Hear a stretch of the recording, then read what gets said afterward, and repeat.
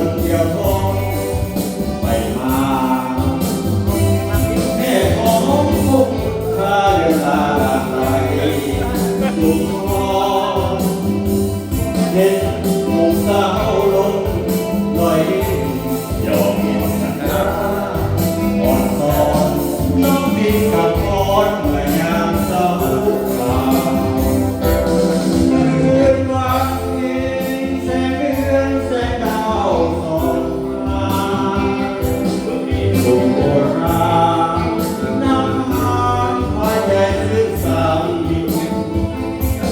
เดินคนคืนเสียงแค่เขาโหยลับเสียงคุยซ้ำเรื่องเท่านั้นรวมแต่รักต้นมอนแห่งนี้ใครเคยได้มาสุขตาฝันเพ้อเกิดหาไปแล้วหวนมาโบเลืองเลือนลาทางนี้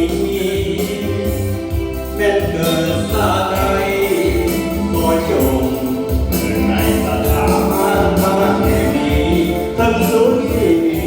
จะบอกขอหาอ้าวเกี่ยวเกี่ยวเกี่ยวเกี่ยวเกี่ยวเกี่ยวเกี่ยวเกี่ยวเกี่ยวสายมันเกี่ยวหัวได้เงินหมื่นเด้อ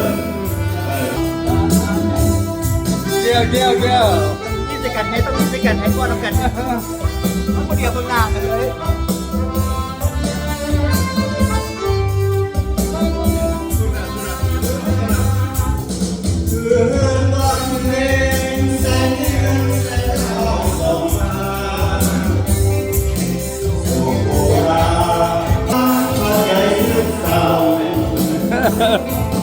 เดินคนคืน